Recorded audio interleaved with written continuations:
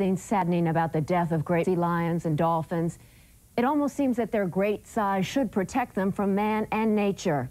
Well, there is a 41-year-old veterinarian in California who tries to learn from the death of these creatures, and he's one of the experts called upon this week to help find a way to save the 3 trapped whales. Ann Rubenstein reports. It was an overcast, hazy day in August when on a beach near San Francisco, an enormous, rare blue whale appeared, just washed ashore, 72 feet long, 75 tons. The blue whale is the largest creature ever to inhabit the earth, and hundreds of people came to see it. I just want to have a once-in-a-lifetime chance to see for myself a whale right next to it. I don't care if it's dead or alive. I think it would be exciting. Not far from there, an exhausted-looking sea lion dragged itself onto the shore, as if asking for help. Pretty sad. Why? Well, because something must be going on out in the ocean there to cause something like this, I think. It does make you wonder. And around here, there's a man who has some of the answers. Dr. Ray Deiter, 41 years old, veterinarian, animal lover, and a coroner of sorts of marine mammals. If a sea animal dies within a dozen miles, within 100 miles, Dr. Deiter tries to find out why. This is from a great white shark, so this animal was probably hit by a great white, probably after death. Here you can see some people call him the Quincy of the sea, a takeoff on the fictional TV character Quincy, who used forensic medicine to solve crimes. Dr. Deiter uses veterinary medicine to solve sea mammal deaths. Deiter got the call to pick up this full-grown sea lion. First thing for this 600-pound sea lion, after the struggle to land him on the table. 1, 2, 3, up! Go, yeah. Go, yeah. Watch fingers. X-rays to look for gunshots. This one died of natural causes, perhaps an infection, a relief for Deiter. Often the deaths are not caused by nature. These are the X-rays of another California sea lion. By doing an autopsy, Deiter learned the mammal has been shot. The X-ray shows the shotgun pellets embedded in the skull. All life is interconnected on Earth. Plants, animals, the water we drink.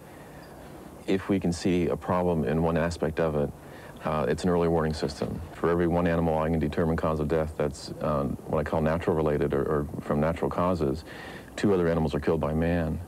So the natural amount of death out there, we're increasing it by 200% basically. And I don't think any wildlife population or any population can sustain damage like that. Deiter has examined the remains of more than 300 marine mammals, and his findings are disturbing. 2/3 of them were killed by people using guns or fishing with nets. His research helped ban fishing with gill nets in the San Francisco Bay Area, but the illegal shooting of sea lions continues. I think the most offensive thing is the shooting. You have tremendously beautiful animals that sometimes are 20 or 30 years of age, and they've just eaten a big meal, and they have a bullet hole through their skull. It's hard to face that. It's hard to see what man can do. I think there's some people out there that have a macho image of themselves, and if they can shoot a 700 or 800-pound California sea lion, that they'll get some kind of kick out of it. Deiter's detective work is also uncovering clues that point to another killer in the sea: pollution. We're starting to get liver pathology in a lot of the animals that I'm looking at. In other words, the livers are bad, and the pathology people who read the tissue microscopically are beginning to say that they think there's toxic elements that are doing it. So we're trying to match the lesions that we're seeing in the livers with the different toxic elements that we're finding in the animals. You be okay. Yeah, you be okay. Deiter's love for wildlife led him to veterinary medicine. He treats his patients in his garage turned clinic. Hit by a car. Deiter's paying customers help finance the Quincy work. There have been a few grants, but most of his work is voluntary, and often it's unpleasant.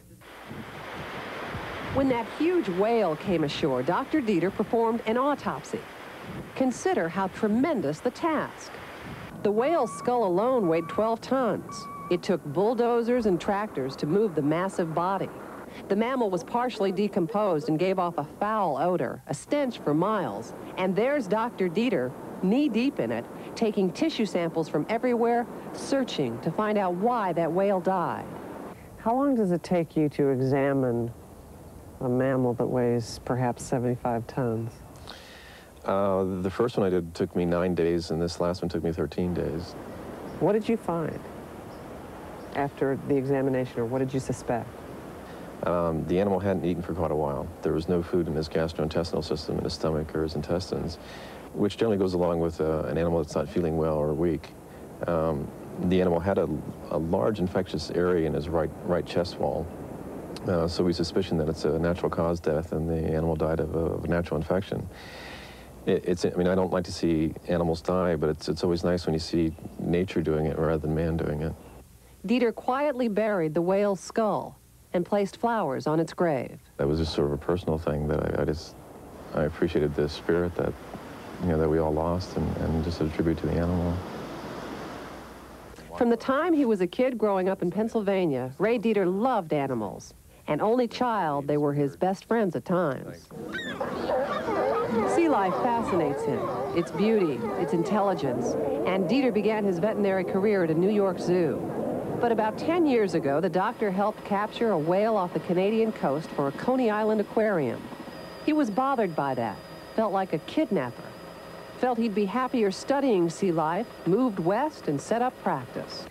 And this guy loves animals so much, he keeps a coyote around the house, outside. Hi, Cody. Is he here?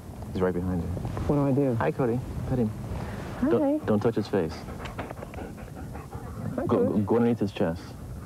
That's where he likes it. That's it. His name is Cody. Yeah. That's Cody the coyote, who must be persuaded to sing for company.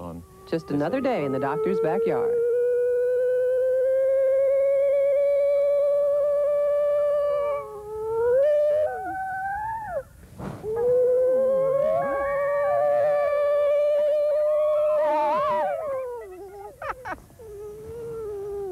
Deiter wants wildlife appreciated, wants people to pay more attention to it. I think it all depends upon us. We have a tremendous capability of doing a lot of things. We can't create those animals, but we can protect them, so it really depends on what we want to do. For Sunday Today, Ann Rubenstein, NBC News, on the northern coast of California.